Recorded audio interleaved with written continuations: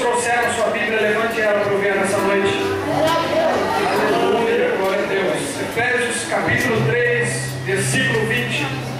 Coloque aí os seus olhos, vamos ler a palavra do Senhor nessa noite, que diz assim: ora, aquele que é poderoso para fazer muito mais, para fazer tudo, muito mais abundantemente além daquilo que pedimos ou pensamos, segundo o poder que em nós opera.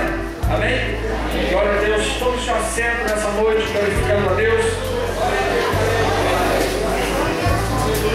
Irmãos, falar para um povo que já conhece um Deus que é infinito, falar para um povo que já conhece um Deus que transcende a limitação e a compreensão humana, já é um privilégio muito grande por si só.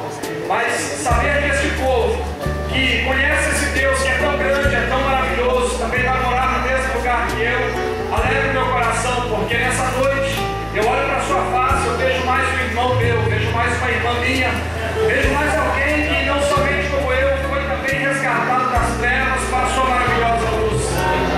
Nessa noite Deus tem um propósito para nós nessa noite, nesse lugar. Como o tema dessa campanha já diz, que Deus é poderoso para fazer infinitamente mais, além daquilo que nós pedimos ou pensamos. Eu gostaria que você, por um momento de tempo, prendesse a sua atenção naquilo que eu vou falar para você nessa noite. Porque eu tenho uma palavra de Deus nessa noite para a tua vida, que eu tenho certeza que depois desse culto, a sua vida não será mais a mesma. Eu tenho certeza que depois desse culto, você voltará para a sua casa com uma outra visão acerca daquilo que Deus pode e quer e vai fazer pela sua vida nessa noite. Nesse culto, Deus falará contigo de uma forma onde Deus responderá para você situações da sua vida que até hoje você não entendia. Quando você parava diante delas, a sua cabeça entrava em parafuso e você começava a se perguntar e dizer: Deus, por que é que o ímpio tem isso? Deus, por que é que o ímpio consegue isso? Deus, por que é que o ímpio tem essa porta de emprego? E por que é que eu padeço necessidades? Irmãos, a palavra de Deus que nós lemos nesse momento, ela está contextualizada na primeira das duas orações de Paulo contidas nessa epístola aos Efésios.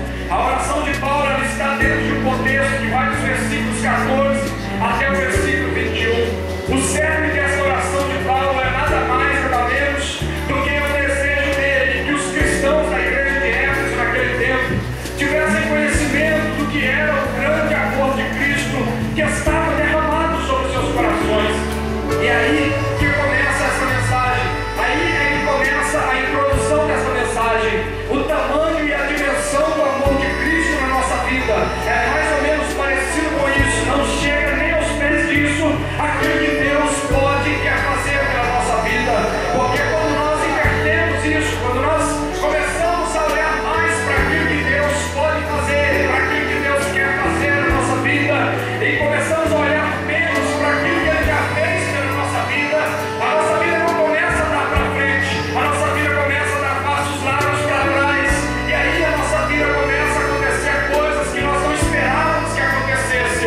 Mas nessa noite, meu Deus, vai revitalizar no seu coração uma das maiores doutrinas da Bíblia Sagrada, chamada lá em João 3,16, de um amor de tal maneira, o amor de Deus que te moveu a sair do seu lar e vir até aqui, o amor pelo qual você se entregou a Ele, o amor pelo qual Ele se entrega em teu favor na cruz do Calvário, e é o amor pelo qual nós temos nele toda a sorte de vitória para a nossa vida. Alguém que acredita nessa palavra nessa noite? Só aqueles que acreditam pode glorificar e exaltar o nome dele. No capítulo 1 da Epístola aos Efésios, nós vemos Jesus como Redentor. Paulo apresenta Jesus para a igreja de Efésios novamente como aquele que redimiu as suas vidas um dia. Aqueles cristãos de Éfeso que outrora não conheciam o amor de um Deus tão maravilhoso. Quem sabe aquelas pessoas de Éfeso conheciam um Deus que os judaizantes pregavam. Quem sabe eles conheciam um Deus que os judeus pregavam e diziam: esse Deus ao qual nós servimos jamais poderá entrar em contato com vocês. Ele entrou em contato com Moisés há muito tempo atrás, mas agora ele não pode mais entrar em contato diretamente com vocês. E aquelas pessoas da cidade de Éfeso ficavam pensando: como possível nós conhecermos um Deus que um dia será o nosso Salvador. E de repente penso eu, uma tarde chega Paulo dizendo: olha, eu estou chegando aqui nessa cidade, mas eu não venho aqui ao léu, eu não venho aqui por acaso. Eu vim parar nessa cidade porque Deus me mandou a este lugar. E eu penso que Paulo começa a olhar nos olhos dos primeiros cidadãos de Éfeso, assim como eu olho nos seus olhos nessa noite. E Paulo começa então a descrever a história deste Deus que é o Redentor da humanidade. Eu penso que os olhos dos Efésios começaram a brilhar como seus olhos estão brilhando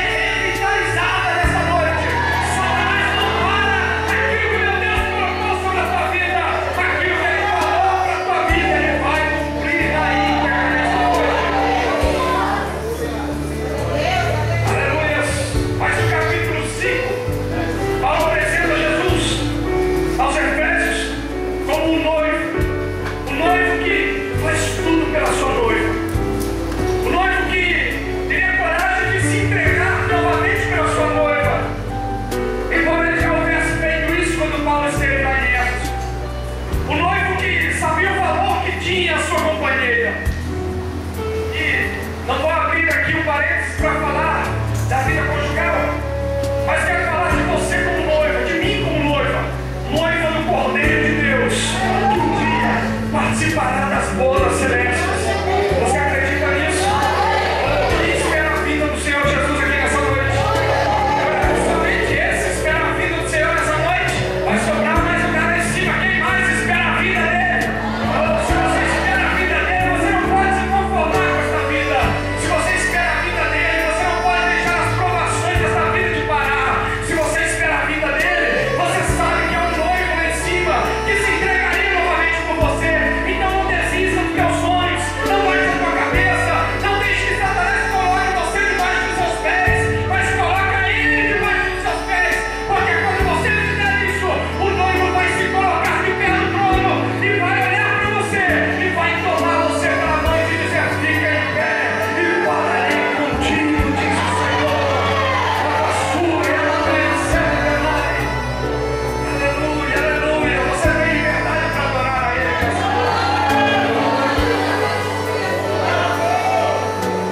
Mas no capítulo 6, Paulo mostra Jesus aos Efésios como o Senhor forte e poderoso na batalha. Paulo traz à mente dos Efésios a existência, algo que eles jamais haviam pensado. Paulo mostra para os Efésios que através da igreja, que não é eu, não é o pastor Tenório, não é o pastor que estão aqui atrás de mim, não é somente nós. A igreja é composta por essa pessoa linda que está aí do seu lado. Olha para ela.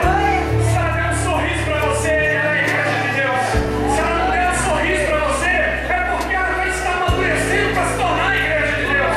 Através dessa pessoa que está aí do seu lado, a minha Bíblia diz que o Senhor Jesus, Ele confirmará a sua vitória, o seu triunfo final sobre Satanás e todos os seus demônios. É através de você que a vitória de Cristo vai ser consumada na terra. É por isso que Ele te chamou para pisar serpentes, escorpiões e toda a força do inimigo. E se beberem alguma coisa mortífera, não lhes fará dano algum, porque aquilo que está sobre a tua vida pode vencer qualquer potestade, qualquer principado. Aleluia! Depois dessa breve introdução, eu quero entrar na mensagem que titularei nessa noite de 4 formas de operação.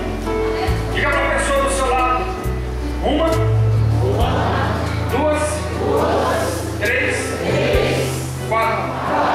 Agora repita bem forte e sonoro no ouvido dele: Deus operará na nossa vida nessa noite. 4 formas de operação. Aleluia. Se você ficar até o final, você sairá daqui de posse da quinta, porque a quinta não é o que eu vou falar aqui. A quinta é o que vai acontecer na tua vida. Você acredita nisso? Aleluia. Eu quero gente mesmo, viu, pastor? Só está treinando aqui um exército de fuzileiros. Se soltar esse povo nas ruas de São Paulo hoje, é perigoso o quarteirão se converter. Porque aqui a vida é a presença de Deus nesse lugar. Eu sou o que vai acelerar. Agora aí, tudo que você tem.